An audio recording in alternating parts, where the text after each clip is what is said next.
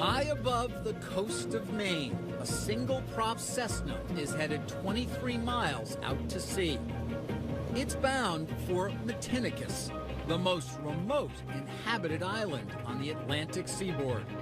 Amazon has extended its reach so completely into the fabric of American life, it's even made it here. Beyond that island, the nearest land is Portugal. Yes, it is remote. That's why we like it. George and Robin Tarkelson are among the 20 or so hardy souls who call this frigid rock home. Matinicus is a throwback to the American frontier, minus the general store.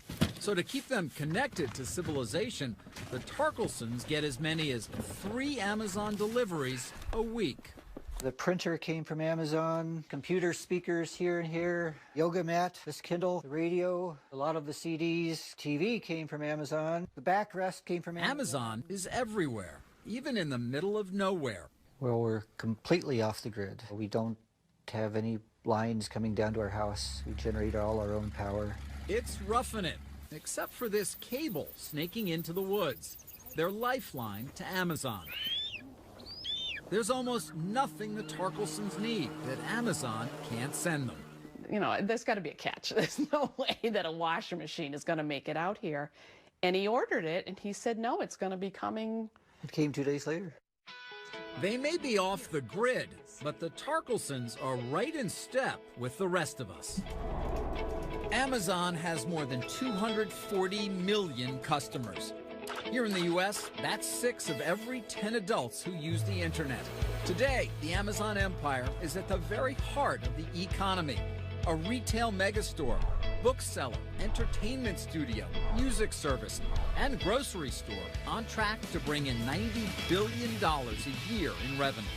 And it's all the creation of this man, Jeff Bezos, a driven, hyper-rational entrepreneur who has staked a claim on almost everything we buy. His most recent venture? I can't wait for you to get your own hands on it and look at it. An Amazon smartphone. Just the latest gambit from someone who has defied expectations from the very beginning. It was 1994. No broadband. No Wi-Fi, just a new thing called the internet. I found this fact on a website that the web was growing at 2,300% a year. At 30, Bezos was working for a New York hedge fund that was looking for commercial opportunities. The idea that sort of entranced me was this idea of building a bookstore online. Americans were spending $19 billion a year on books. His store would not be limited by shelf space. It was very clear to me when I thought about it that way, that starting this company to sell books on the web, if I didn't try it, I knew I would always regret that. He was very explicit from the beginning that he thought there was an e-commerce gold rush going on. Bezos hired James Marcus to write book reviews in 1996. He constantly would say that brands are like quick-drying cement and that Amazon could not be permanently identified as a bookstore only. So that just led to this kind of frantic rush into every conceivable area of e-commerce. Amazon went public in 1997. By 2001, the dot-com bust had claimed its victims. Bezos emerged a survivor thanks to layoffs, cost-cutting, and a single mantra he's repeated for years. I believe that if you can focus obsessively enough on customer experience, focused on the customer experience, making sure we do a great job for customers. We try to make the best service we can, something that we hope customers will love, and then customers choose. Today, Amazon sales are well below Walmart's, but it sells more stuff online than its 12 closest competitors combined, including some items brick-and-mortar stores would never sell. From sex toys to swastikas, all found in those miles of shelves alongside TVs and tires. For photographer Seth Heinrichs, it's perfect. He pays $99 a year for a program called Prime. 2-day shipping, and a basket of perks. There have been moments where the Prime shipping has really saved my rear end because I have a shoot coming up and I need this piece or, whatever. Besides earning the company $2.5 billion a year in fees, Prime has gathered more than 25 million members. On average, after they join, those Amazon addicts double their spending on the site. It almost is a stream of consciousness. As I'm thinking about something that I know I need or that I know I want, it's something that I'll either quick do a price check on my phone or make sure that it's available through Amazon. That convenience is not just by design, but a cunning strategy. What's your sense of Prime as a tool and what it's meant to Amazon? You're charging consumers to participate in your loyalty program so you can sell more to them? That is amazing. David Selinger is a former Amazon manager who was hired to maximize profits by dissecting customer behavior. He explained to us that nothing on the Amazon website is left to chance. And every single thing that happens here is a result of data. Absolutely. Maximizing the profit for every single pixel on the Amazon website. Does Amazon measure how long I'm on a site, whether I click off, and whether it matters in terms of how quickly a page comes up? Absolutely. So when I was at Amazon, we looked at millions of different sessions, millions and millions of different consumers. And when they were shopping, if the website was 1/10 of a second slower, we lost 1% of the revenue. 1% of the revenue. Even taking 1/10 of a second longer to render the page could cost Amazon as much as 1% of their total sales. And so we analyzed that very, very deeply. If you have to click multiple buttons, if you have to wait for too long, if you have to enter a lot of information, all of those things create friction. And friction exponentially kills the joy of shopping. Nadia Shorobora was a member of Jeff Bezos' S-Team, the inner circle of executives who run the company. A Russian-born mathematician, Shorobora is the mastermind behind Amazon's computer brain. It's about customer convenience, and convenience comes from selection. And if we guarantee a selection, we simply guarantee that customers will not search for items anywhere else. Trigger fingers like Heinrich's now shop at the speed of thought. He uses one click, the ability to bypass the shopping cart and buy in an instant. Another Bezos masterstroke. You gotta be careful with one click. One click can get you into a lot of trouble. If you're not doing the math in your head, it's just too easy to be impulsive with my purchases. It's instant gratification, even miles from anywhere. The one-click shopping, that's dangerous. I have to always take my hands away and say, okay, think about it for 10 seconds. Don't hit the button, just think about it. Is it a want or a need? Pasta, comfort food, and Cheerios. Coming up, face-to-face with the smartest guy in the room. So Jeff's initial wording, I believe if I remember correctly, was that it was one of the stupidest ideas he'd ever heard. Leading by confrontation when we return.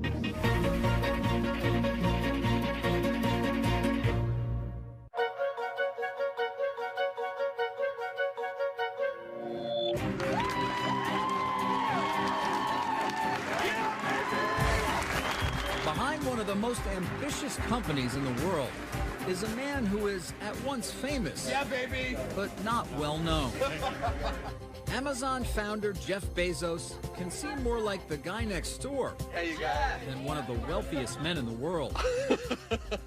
There's the casual demeanor, the goofy personality, and that laugh that even he admits is unmistakable. I can't help but laugh. There was a time when my brother and sister would not go see a movie with me. It was too embarrassing. So I'm long used to this kind of abuse. Hey, Carl. Good. How's it going? But don't be fooled. Beneath the disarming exterior is one of the most cerebral, determined, and calculating business leaders ever. Bezos is a uniquely driven individual who's changed the world, and we need to know where he came from and what makes him tick. Author Brad Stone spent years studying Bezos for his book, The Everything Store. What's he like in the workplace?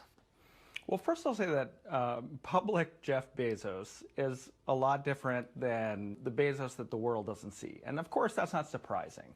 But, Jeff talking to the press or speaking in public is, as with all things, very strategic. We wanted to speak with Jeff Bezos for this documentary, but both he and Amazon declined any participation in our story. In some cases, Amazon also instructed its business associates not to speak with us.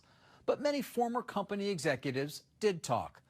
It's those conversations, as well as past interviews with Bezos, that help paint the picture. Do you recall your first conversation with Bezos? I very markedly remember my first conversation with Jeff Bezos. There are very few people that have met Jeff that don't remember their first conversation with him. David Selinger joined Amazon as a data mining expert in 2003 and today runs his own research firm. I felt somewhat intellectually intimidated by him, to be honest with you. He was just so smart and so driven and so confident in himself that sometimes it felt like I was getting squished out of the room.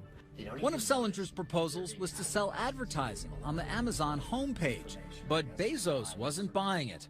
Yeah, so Jeff's initial wording, I believe, if I remember correctly, was that it was one of the stupidest ideas he'd ever heard. I think he was being subtle in that. And so my team actually built a model that was able to predict how much profit we would generate from it and whether it would affect consumers negatively. So he takes a look at it, and then he's perhaps more of a believer, or at least willing to take a shot. What I really respect about Jeff in that moment, this is probably the seminal moment in my career, to be totally frank with you. The seminal moment in your career? Absolutely. Why? Because you're sitting across from a billionaire, and the billionaire tells you that he thinks your idea is stupid, but he's still willing to do it. How often have we had a chance to do that any time in our lives? To turn and sway the tide of somebody smarter, more experienced, and certainly more powerful than we are. On an overcast Seattle afternoon, we spoke with two former Amazon executives. So this was about 2000 is when we actually moved into this building. Okay. John Rossman and Randy Miller. Jeff Bezos a tough guy to work for? He has a low tolerance for thinking small, acting small, or not being extremely sharp. Or rationalizing. If you start giving rationalizations and excuses, or pointing the other direction, he'll slice you to shreds. He's got a very effective, sarcastic bent to him. Both Rossman and Miller say Bezos not only invited confrontation, he demanded it. And woe to anyone who didn't measure up. Yeah, I've seen people sitting there. I remember one person said to me, "Oh my God, I was just praying that I was going to have a heart attack, so this would stop." It's that bad. That bad. I mean, it was just one of those meetings where they had not been prepared. And I can remember at one point he said, "I don't know if this is sheer stupidity or gross incompetence," and you know, kind of one of those. Or both, right? Or both, right. Yeah. If your math doesn't add up, if your logic isn't right, if you haven't thought it quite through, if he thinks of questions that you haven't considered, then he could be tough. In his book, Brad Stone describes a gifted student who grew up in Texas and Florida, raised by his mother and adoptive father. Stone also made an extraordinary discovery, locating someone Bezos hadn't seen in 45 years. His biological father, a man named Ted Jorgensen. I tracked him down to a bike shop outside of Phoenix, and I went and paid him a visit. To my surprise, he did not know what had happened to his son. And so it was pretty surreal having to explain to this very nice, sweet gentleman that his son, that he hadn't seen in 45 years, was one of the wealthiest men in the world. Yes, Jeff Bezos turned out all right. I liked him personally. He seemed like a guy with a cheerful demeanor and a good sense of humor. In 1994, Shel Kappan was the very first person Jeff Bezos hired. Kappan wrote much of Amazon's early software. He left the company, a wealthy man, in 1999. He believes his former boss will only increase his footprint. He's very persistent. He's very stubborn. He likes to think big. He likes to think long term and is willing to bet everything on that. We decided to go big. Today, Jeff Bezos has gone very big. He's worth some $30 billion, money he's used to fund a broad, even eccentric array of interests, from his own space exploration company to buying the Washington Post. And at age 50, the married father of 4 shows no signs of slowing down. You started this company with Jeff Bezos almost 20 years ago. Mm-hmm. When you think about its future, what do you think Amazon does from here? They're not going to stop until and unless some other force in the universe stops them. Global domination? Pretty much. Coming up, millions of packages, thousands of workers. Would you walk 15 miles a day in their shoes? It's really hard work, and people don't really understand how hard it is on you. The pickers, the packers, and the protests. Next.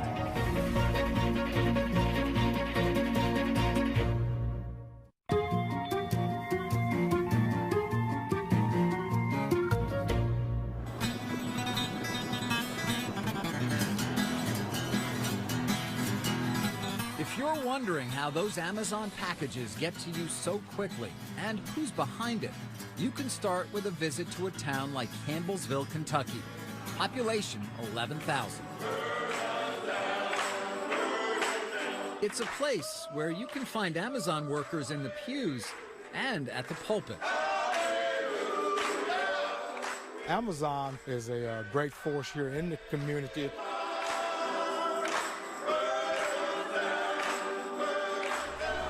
In an area desperate for good jobs, Pam Wethington's family is just one of many who have turned to Amazon. At one time, I had a daughter-in-law, 2 daughters, 2 brothers, and a sister that worked there. We all worked in the same plant. You want a hamburger? Like many in the post-recession economy, Dana Wethington says $12.50 an hour is a godsend.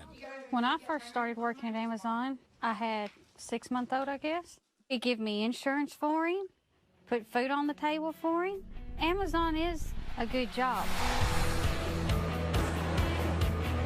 And it's a job performed so seamlessly, customers give it little thought. But each time someone clicks to buy, a powerful apparatus is set in motion. Amazon's fulfillment center looks chaotic and it looks random, but it's actually highly orchestrated. Author and journalist Brad Stone has covered Amazon for 15 years. The conductor of the symphony is software in the cloud that's basically optimized the whole system to be as productive as possible. Across a space as vast as 20 football fields, workers manage the widest variety of inventory on the planet and move tens of millions of products at lightning speed. There is a promise of speed, which is completely sacred. Nadia Shorabora is one of the architects of Amazon's fulfillment system, a monument to efficiency, which at its peak handles 426 orders a second. When you receive an email message from Amazon saying that the item is on the way and you will get it tomorrow, that promise has to be met at any cost. Virtually every decision, down to which size box to use, is determined by sophisticated algorithms. Every associate move, every move of every item, every box flowing, every tote arriving, all of it is run and coordinated by one computer brain, which runs that fulfillment center. But for all its cutting-edge technology, Amazon fulfillment still falls on the backs of tens of thousands of workers performing manual labor. Dozens of former workers we spoke to describe an unforgiving pace and say too often speed and productivity mattered more than their well-being. I saw people last anywhere from a few days to maybe a month. Pickers like Stephen Abedili walk 15 miles or more each day to retrieve as many as 200 items an hour. A handheld device dictates every move and counts down tasks to the second. It would say I need to be in aisle 54, get this item, and then suddenly you're going to aisle 72 and you have 10 seconds. Abedili struggled to keep up and, like many, was eventually let go. I would get out of work, get home, and sit on the couch, and my body would just quit on me right then. You're a guy in your early 20s. Yeah. And you're still wiped out. I was dead at the end of the day. The job also took its toll on Kay Johnson, a top performer who often packed more than 1,800 items a day. She left the company after 7 years and won a workers' compensation claim against it. My knees, my back, my hands, they're never going to be the same anymore. All because of Amazon, you know. But others had a good experience. I love the job. Loved the job. I loved being with the people. I mean, Doc Kane was a manager in Pennsylvania. He says the demands on workers are all in service to the customer. If things are slow in pick, it slows down pack, which slows down everything going out the door, which means you don't get your prime order on time. Warehouse work anywhere can be grueling. But a drumbeat of protests, lawsuits, and investigative reports in the U.S. and abroad have brought attention to labor issues here and raised questions about how hard Amazon pushes its employees. You heard the ambulance called all the time. People were passing out from the heat and, having trouble breathing. Dana Wethington and other former employees describe a corporate taskmaster that demanded workers meet strict productivity goals no matter what. They want you to make 100% regardless. And with the heat, it's so much harder to make it. It's excruciating at times. In Kentucky and Pennsylvania, workers collapsed from heat exhaustion. After those incidents came to light, Amazon took steps to assure its fulfillment centers have air conditioning. But we also heard claims from workers of mandatory overtime, breaks that were hardly breaks, and an obsessive scrutiny of every move. I feel like Amazon was a prison. Andrea Burris has worked other factory jobs. She says Amazon was different. You had a set time you could go to the bathroom. If you wasn't out of the bathroom within that time period, then they were looking for you. You could not stop if you were getting sick. You could not stop to get a drink of water without them questioning where you're at. We asked Amazon about conditions in its fulfillment centers. Company officials wouldn't speak to us on camera, but in a statement pointed to Amazon's strong safety record compared to others in its industry. They did not address claims of unrealistic performance demands. The number of items they pick per hour, the number of steps they take, it's measured. And when they're not as productive as their colleagues, they're put on alert. There's a line of other people in a lot of these communities waiting to take jobs. They're almost like robots, except they're obviously human beings. They're doing work that robots can't do. If they could, Amazon would probably eagerly replace their physical labor in their fulfillment centers with robots. The machine that Bezos has built is astonishing, delivering goods at a scale and speed never before seen in online commerce. Amazon has completely redefined convenience. But at what price? I used to buy items from Amazon before I worked there. I quit buying items from Amazon, and to this day I have yet to buy anything because I know how hard and strenuous it is on your body to actually be able to get a package to you. Coming up, this paintball business partnered with Amazon. Amazon has a huge amount of traffic. That's very valuable. They have a huge brand. But then their partner became their rival. I wish they didn't compete with me. Friendly fire when we return.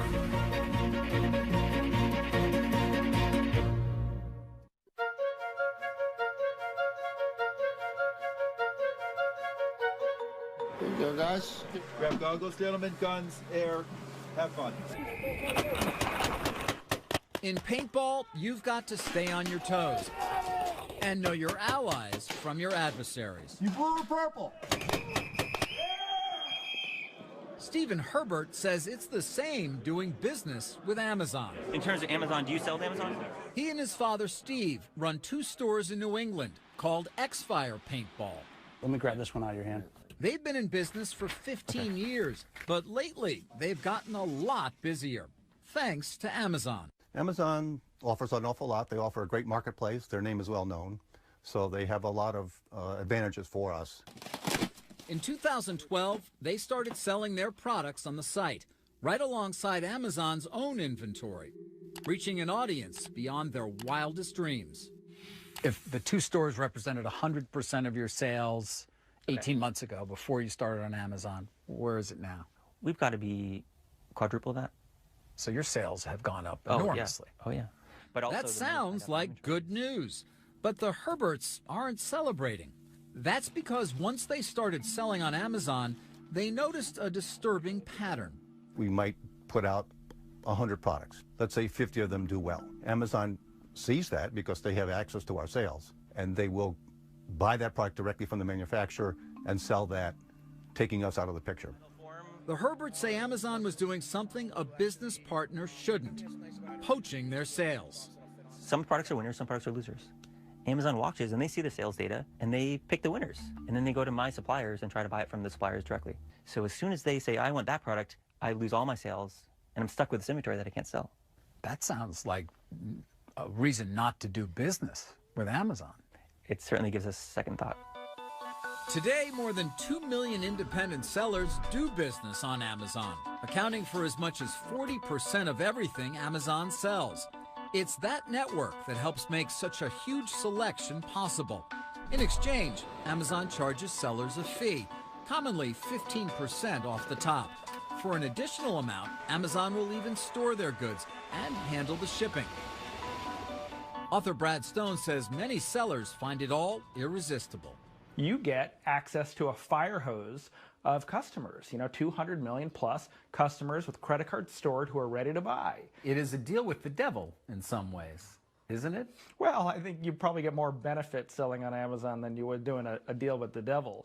But it's funny because employees I talk to at Amazon describe it as kind of offering heroin to these customers. Like it's an addictive hit. The sales are great and your business starts to depend on it. But over the long term, it can be destructive because Amazon guts your margins and often competes with you. In a statement, Amazon told us its own retail business does not have direct access to the data from other merchants selling on its site. But it says it will seek out its own supply of a product and sell it directly if there is customer demand. We wanted to know more, so we spoke with more than 100 independent businesses across the country who sell on Amazon. Many said the arrangement is only a plus. But some 24 of them told us Amazon had undercut their sales by striking separate deals with their suppliers. Former Amazon executives John Rossman and Randy Miller are familiar with claims like that. From a startup, is it going to make it? Rossman, who left in 2005, was one of the chief designers of Amazon's third-party business. We've talked to a number of the merchants who sell on Amazon, and in particular, they share the same sentiment, which is, I have a best-selling product, and suddenly I find, not long after that, Amazon has sourced the manufacturer and is selling against me. Right.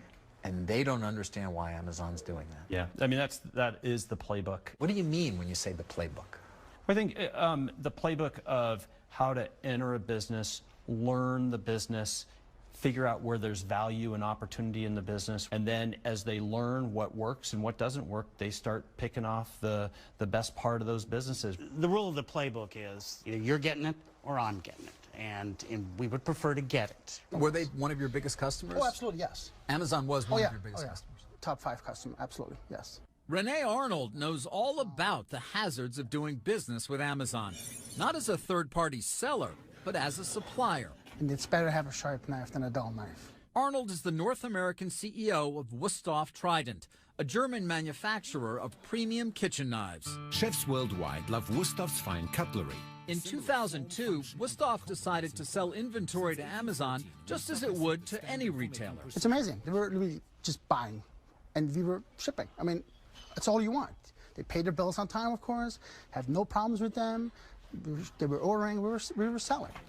Arnold says the problem came when Amazon started selling Wustof's knives below its minimum advertised price, a base level Wusthof sets to avoid cheapening the brand. Amazon was riding on our brand name and taking business away from our existing distribution. So in order to protect our general distribution, we decided to pull out of Amazon. You will not go back to Amazon. You're done. Done with Amazon, yes. What's the price point on it? Wusthof may be done, but scores of other suppliers and more than 2 million merchants swear by Amazon when they're not swearing at it. Amazon has a huge amount of traffic. That's very valuable. They have a huge brand. They're a reliable brand. I don't mean to diminish that. Like I said before, I wish they didn't compete with me. I don't understand why their 15% isn't enough to be enough for them. Some of those third-party merchants say, oh, they're taking 15%. It's a great business for them. Why are they competing with me when they could just be doing that at no cost? I mean, because they can. Because that's their nature. That's their nature, right. Coming up, this battle is one for the books. Do you worry at all about retribution from Amazon for speaking out against them? Sure. Yeah, I do. The plot thickens when we return.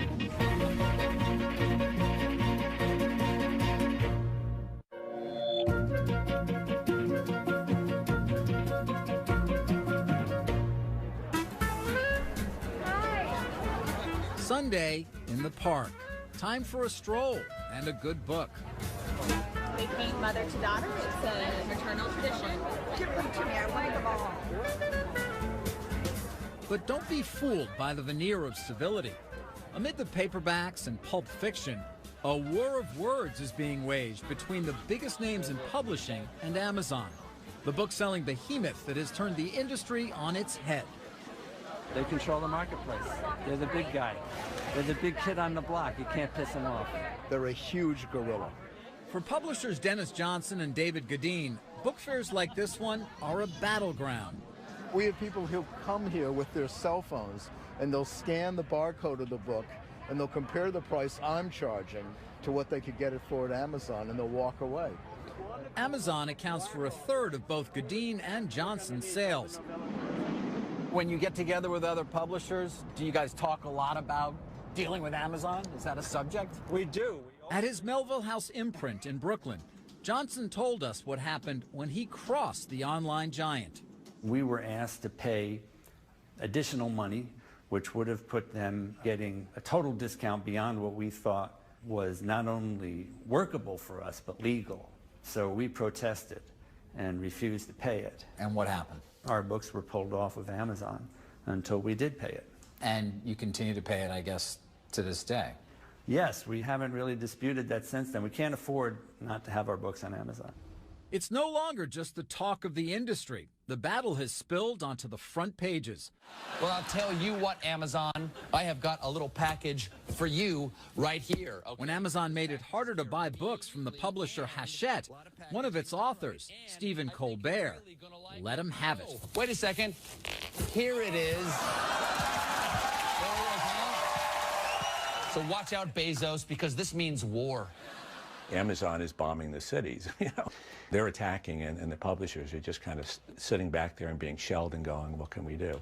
James Patterson is among the best-selling writers of all time. I have an idea pile here somewhere. I don't know and one of Hachette's biggest guns. I think books are important. Stephen King thinks books are important. J.K. Rowling thinks books are important, which is why all of those people are speaking up now and going, hey, Amazon, please, this is not the toilet paper industry. These are books. Are your sales going to be hurt as a result of this dispute? Absolutely. They are being hurt right now, of course. And there's a lot more to come?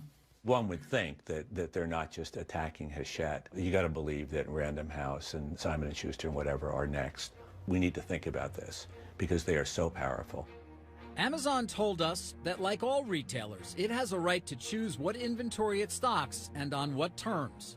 It also said it's working hard to come to a resolution with Hachette, and that when it negotiates with suppliers, it does so on behalf of customers to keep service and value high. It's just the latest controversy for a company whose growth has been dramatic. Amazon now controls more than a third of the book industry. Amazon was determined to gain market share from the beginning with loss leader pricing. James Marcus, who joined Amazon in the early days, said it's always been willing to forego profits to win customers. Right in the beginning when I was there, they kind of controversially began discounting New York Times bestsellers at 50%. Now, I think what a lot of people don't realize is that at that price, Amazon was losing money on every single one of those books. Losing money, but gaining power. After gutting brick-and-mortar retailers, publishers say Amazon can now strong-arm them for deeper discounts. You got two of the best in that series. Well, they're a very thuggish company. They don't take no for an answer. It's their way or the highway. And that's why people are afraid of them. Retail is a contact sport. So no, I think there were a lot of concerns in publishing. Obviously, as we got bigger, other sellers got smaller. Former Amazon executive Randy Miller left the company in 2006. He acknowledges that Amazon bullied publishers and makes no apologies. Well, the power went to Amazon, didn't it? Yes, it did. Yes, it did. And Amazon always seems to press its advantage. Yeah, well, that's the handbook. It's rule number 2, I think. Press your advantage. And he did. When publishers balked at giving Amazon ever deeper discounts, Miller buried their titles on the website, ensuring their sales and ranking would plummet. It was called Pay to Play. Obviously, legal after a while said, that name's not very good. Let's call it vendor realignment. Another Amazon program invoked the law of the jungle. Miller says it was called Cheetah. Jeff's story was, cheetahs never go after the strongest person in the herd. They look for the weakest one in the herd, and that's who they go for. So if you're really going to take vendor realignment to its next level, target the weakest first, because they're going to probably fold more quickly. Although it doesn't seem a particularly great way to term things. No, but honest. You can visualize it. You can visualize it, right? You can see it, without a doubt. I know it's Wild Kingdom in your head, right? You can see the cheetah running right after the poor publisher. But what's bad for publishers can be good for readers. A huge assortment at your fingertips. Got the Kindle store, millions of books to choose from, by far the largest ebook store in the world. As the book wars rage on, Amazon's supremacy has propelled the company into the business of devices. First, the Kindle e-reader, then the Kindle Fire tablet, and now the Amazon phone.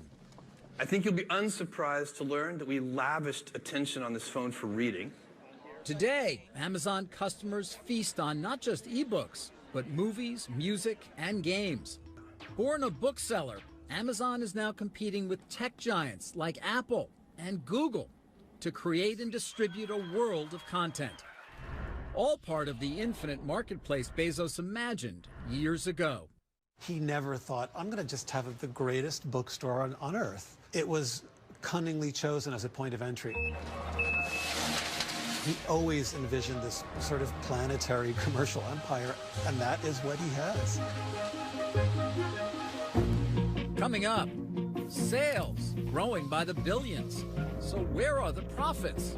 In fact, it is probably one of the least profitable retailers in the world. Waiting for Amazon's payoff when we return.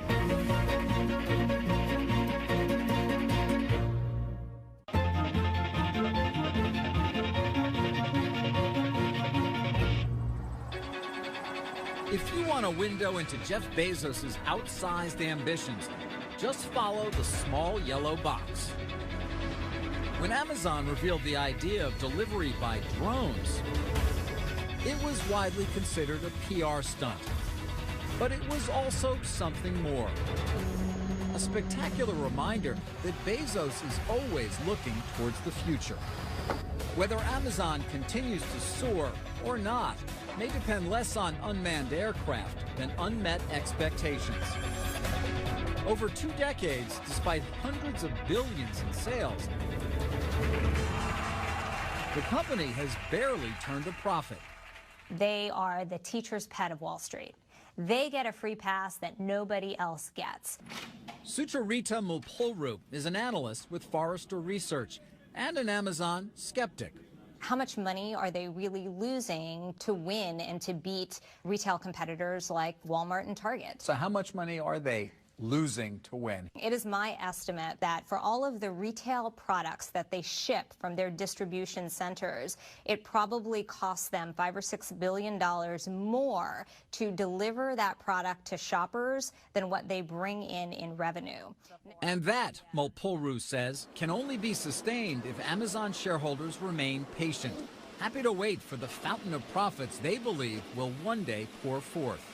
I think that Wall Street loves the unknown because the unknown provides hope. And where there is hope, there is a case to be made that the answer is a really, really big payoff at the end of the rainbow. Many founders ask for that kind of faith from investors, but few actually get it. Jeff Bezos, once again, has proved to be different. You have to have a long-term orientation. You have to be willing to think long-term. The stakes are enormous, both for Amazon and its customers. The stock is up 15,000% since the company went public, but its profits are not. If that starts to worry investors, Bezos may feel pressure to boost the bottom line by raising prices. And as he said for years, that could spell trouble. Are our customers loyal to us? Absolutely, right up until the second that somebody else offers them a better service. And I really believe that. I think our customers will behave that way. And so there is no rest for the weary. Bezos has an army of believers. Bill Miller is a renowned investor whose funds profited from big and early bets on Amazon. The market is clearly rewarding Amazon's operating strategy, and I believe it's rationally rewarding it, and I think that's what the skeptics are missing, that there's a good fundamental reason for it. So as long as people keep looking at Amazon by looking at earnings, they're going to get it wrong. The undisputed king of online shopping has made its vast enterprise look easy. Amazon now offers same-day delivery in several major cities. Think that's fast? Nadia Shorabura says, just wait. I think the true vision is 1 hour. 1 hour? 1 hour. That's not possible. We are going to What are you going to do, drop it from a chute somewhere? I mean, we're going to have the same interview and the same conversation in 5 years, and we're going to see what happens. Whether that happens by drone or some other mind-boggling means, the point is clear. Bezos refuses to think small. You need to be able to invent. That means you need time, because invention implies trial and error, it implies failure, it implies experiments. Firefly recognizes 100 million different items. Amazon's new phone is further proof that Bezos is unafraid to challenge anyone.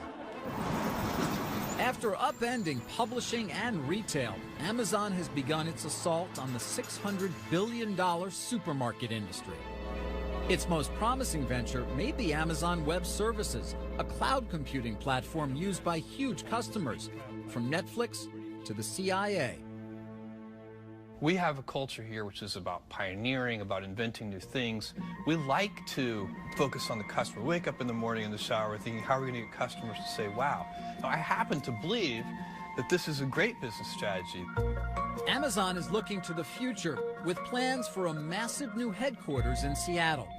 Its billionaire founder seems as voracious as ever, disrupting industries, antagonizing the status quo, selling everything to everyone, while his company, admired and feared, extends its reach by the day. I'm David Faber.